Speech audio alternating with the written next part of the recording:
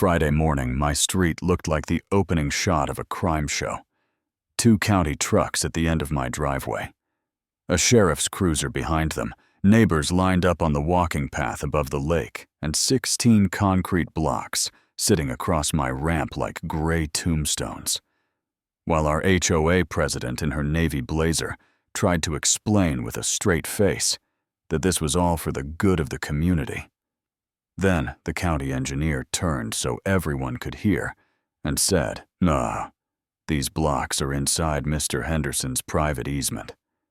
The association is in violation and subject to daily penalties until they're removed."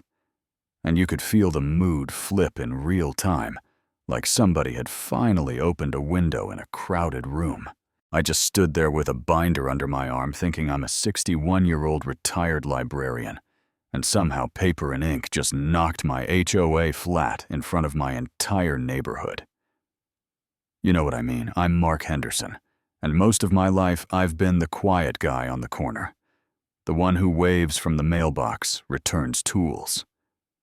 When he says he will cut his grass low enough to avoid letters and leaves HOA meetings the second the brownies are gone. I spent 34 years as a university librarian. My comfort zone is binders, labels, and knowing exactly which dusty statute book has the answer, not sheriff's legal threats and neighborhood drama. But a few months before that Friday, our HOA poured 16 concrete blocks across my lake, access called my perfectly legal ramp. A violation stirred up a little online mob and expected me to roll over and pay up. I was supposed to be the problem neighbor. It started on one of those cold, calm mornings where the lake looks like glass and the air feels like it could crack. I rolled my old red kayak around the side of the house, coffee in one hand, paddle under my arm, thinking about whether the fish would be active. I came around the corner, looked down toward the water, and stopped dead. My wooden ramp, the one I built in 2000, with a county permit literally taped to my truck window while I worked, was buried under a solid wall of concrete. 16 gray blocks about 2 feet across, lined up shoulder to shoulder across my 10-foot easement, sunk into dark, still damp cement drag marks, carved through my grass, the sharp bite of fresh concrete in the cold air.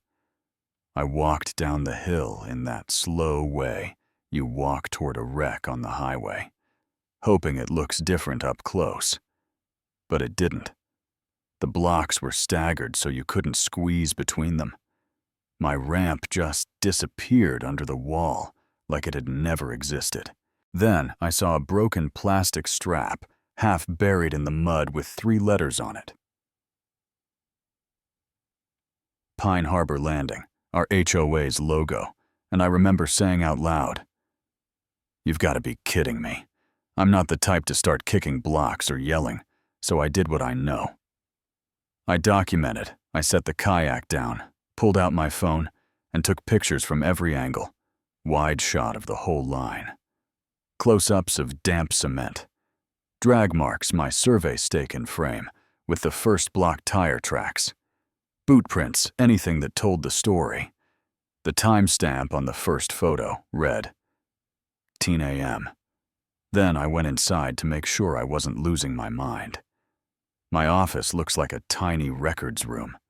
Shelves from floor to ceiling binders with big block labels, and right in the center is a blue one that says Lake Access. I pulled it down, laid it on the desk, and opened to page 1. Lakefield County. Riparian Access Permit. Dated 2000. My name. My parcel number 10 foot wide. Easement running from my yard to the water signed by the deputy engineer with a raised seal pages of conditions I had followed line by line when I built that ramp. Looking from that permit to the fresh pictures, I felt this cold, steady anger settle in. Not rage, just clarity. I dug out the HOA welcome packet and called the number on the front. Our president, Belinda Cross, is a former corporate communications director who now treats covenants like branding guidelines. Blazer, perfect hair, that we're all on the same team voice. She picked up on the second ring. "This is Belinda," and I said, "Belinda, this is Mark Henderson on Shoreline Court. I'm calling about the 16 concrete blocks sitting across my lake ramp this morning." There was a half-beat of silence. Then her voice cooled as Mark. "I'm aware the board addressed your shoreline violation last night. We had to act to protect the lake. Your structure was never approved through the Pine Harbor process," I told her. "You're talking about the ramp the county permitted in 2012, the one that's been there 11 years, and she didn't hesitate. The current covenants apply to all lakeside installations, regardless of when they were built. We can't make exceptions. If you submit a removal plan, we can be flexible on fines. If you refuse, the starting penalty is $300 per month, and it escalates from there." I said the county outranked the HOA that I had the permit in my hand, that blocking my ramp looked a lot like interfering with a legal easement, and she cut me off with Mark. "The board has full authority to manage common property and community standards. If you don't like the rules, you're welcome to move somewhere without an HOA." Then ended the call. The letter came the next day. Thick envelope, HOA letterhead. 3 pages accusing me of maintaining an unauthorized lakeside structure that posed potential risk to shoreline stability and property values. Lots of talk about fines and liens and legal fees, and not a single mention of my permit. While I was still rereading it, a friend sent me a screenshot from our private neighborhood Facebook group Belinda had posted about a homeowner who had built an unapproved lakeside installation and was putting our lake and our investments at risk. No name, but she didn't need one. The comments filled that in. This is why we need a strong HOA. Some people think they're above the rules. Fine him until he understands he's part of a community. And just like that, I went from quiet neighbor to problem. In most people's heads, within a week, folks who used to wave were suddenly fascinated by their phones. When I walked by Carla from 3 doors down, spotted me at the grocery store, made eye contact for half a second, then spun her cart and disappeared down another aisle. Tom, the retired Marine, walked past my driveway on his morning route. I lifted my hand to wave, and he stared dead ahead like I wasn't there. That part honestly hurt more than the concrete. One night, I sat at my kitchen table with the blue binder open, and that violation letter next to it. And I actually thought about quitting, call a contractor. Yank the ramp out in hand. Belinda, her win, and go back to being invisible. No cold shoulders, no drama, no meetings. Then I pictured those blocks sitting on my easement and heard her voice in my head. We have full authority, and something in me that had been stepped on a lot over the years finally stood up and said, "No, you don't." I'd spent my whole career telling students, don't just trust the loudest person in the room. Go check the source. And I realized this was my moment to take my own advice.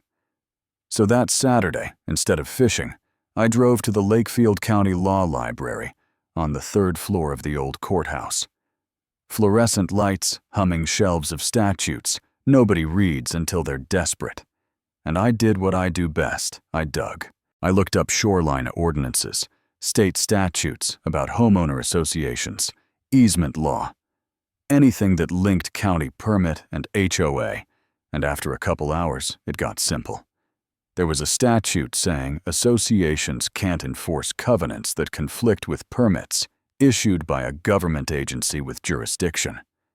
Another putting anything touching public water under county control, and a couple of court cases where judges basically told HOAs, no, you don't get to overrule the state because you don't like how something looks. Plain English County beats HOA every single time. That's when I remembered an old email thread with a deputy county engineer named Erica Lane. Months earlier, I had contacted her about renewing my ramp permit under a newer riparian program.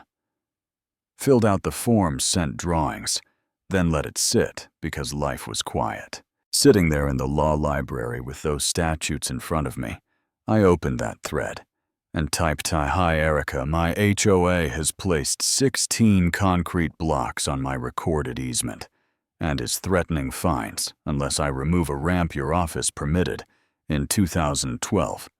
I think it's time we finish that riparian permit, and if your inspector can also document the blocks when he comes out, I'd appreciate it." She replied in under an hour, "Hi Mark, I'm sorry you're dealing with that. We can be on site Wednesday at 10 a.m. I'll bring our field inspector and camera equipment. We'll document everything." For the first time in weeks, I didn't feel completely alone. Wednesday morning, I waited by the ramp with the blue binder in my hand, while 2 white county trucks rolled slowly down my street. Erica stepped out of the first with a tablet. The inspector, a quiet guy named Russ, got out of the second with a level A tape and the look of someone who has seen a lot of dumb property fights. A few neighbors were suddenly very interested in going for a walk. Russ checked the ramp first, measured the width and slope, looked at the footings, and Rockbed gave a small nod, then moved to the concrete wall. Set flags, took GPS readings, shot photos while Erica typed. After 20 minutes, he walked back and said, "These blocks aren't on common property. They're inside his easement." And Erica looked at me and said, "All right, here's where we are. I'm approving your riparian permit today. As of now, your ramp is fully authorized under county jurisdiction. The HOA can't override that. The blocks, however, are obstructing illegal access under county code. That's a violation. The penalty is $300 per day until they're removed. My ramp was legal. Their blocks weren't, and I honestly had to sit on a landscaping stone after they left. My legs felt wobbly. That night, my dining table turned into a war desk. I printed the new permit, the inspection report, the key statutes. Every email from Belinda, slid them into plastic sleeves, built a navy binder with a table of contents, and wrote the calmest, sharpest letter of my life. I laid out the timeline, quoted the law, attached the county findings, and ended with a deadline. 72 hours from the moment they signed for that binder before I asked the county to enforce and stepped back. Belinda signed at 9:08 the next morning. My phone rang at 9:15. "Mark, this is Belinda. We need to talk about the materials you sent," she said. The warmth gone, I told her. "The county confirmed my ramp is legal, and your blocks aren't. The letter just puts that in writing." And she snapped. "The tone of your letter is extremely hostile. You are threatening to drag this entire community into a legal mess over your hobby ramp when people see those fines in the budget. They'll know who cost them money." I looked out at the concrete wall and said, "They'll know who poured blocks on private property without checking the law first." And that's when she dropped the last bit of polish. "You think reading a couple of statutes makes you an expert? You're a retired librarian.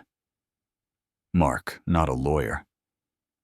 You have no idea how this really works." My ears were burning, but my voice stayed level. I know how to read. I know how to keep records. And apparently, that's more than whoever approved those blocks bothered to do. You've got 72 hours after that. I'm done talking, and the county takes over, and I hung up with my hands shaking because, yeah, that happened. I was scared and tired, but more done with being bullied. That afternoon, I logged into our Facebook group, and for the first time told my side, I posted a picture of the ramp before the blocks. A picture of the county permit explained that the ramp was permitted and inspected, that the blocks were on my easement, that the county had already started daily penalties, and I ended with Lakefield County. Engineering will be on site. Friday at 10 a.m. for a compliance visit. If you're curious how the law actually works, you're welcome to watch from the path. Then I closed the laptop and didn't open it again that day. Friday morning looked like that crime show opening I described. County trucks, sheriff's cruiser, neighbors, lined up like it was a parade. Belinda in her blazer and sunglasses, Erica explaining what was happening, Russ taking measurements again with an audience this time, and then Erica reading the findings out loud. That my ramp was permitted and compliant, that the concrete blocks were an illegal obstruction inside my easement, that under county code, the HOA was in violation and facing daily fines until removal. You could see it land. You could see people realizing the quiet guy on the corner had been telling the truth, and the board they trusted had not. One man who'd commented, "This is why we need rules on Belinda's post," asked why the board hadn't checked with the county before spending money.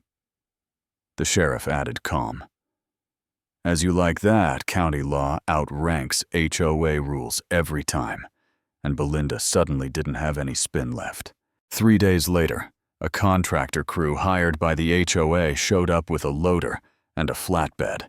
I watched from my porch as they lifted each gray block off my ramp one by one and hauled them away, leaving chewed-up grass, but clear access to the lake. A week after that, we had a special meeting. The room was packed, residents lined up at the mic, asking how much this stunt had cost. Why nobody checked permits before declaring war on a neighbor. Why our president had chosen Facebook over facts. And then there was a vote of no confidence. Belinda lost her title by a landslide. On paper, that's the win. My ramp is still there. The concrete is gone. The person who tried to bully me out of my own rights lost her little throne. But what sticks with me isn't the day those blocks disappeared. It's the weeks where one polished voice with a logo convinced almost everyone that I was the problem, and almost nobody thought to ask for proof. So I'm curious what you think if your HOA president dumped concrete on your easement, called you a threat to property values, and dared you to fight back. Would you take the hit just to keep the peace? Or would you pick up a binder and make some noise? Do you think the board deserved every dollar of those fines? Or did I drag the neighborhood into a mess just to prove a point? And have you ever watched someone in a tiny position of power get so drunk on it that the only thing that brought them back to earth was a stack of boring paperwork and a calm voice saying, "Show me where it says you get to do that"? Tell me down in the comments whose side you're on, what you would have done, and if you've got your own HOA war story or any story about standing up to the "we have full authority" crowd, share it, because sometimes the only reason this stuff keeps happening is that everybody thinks they're the only one it's happening to.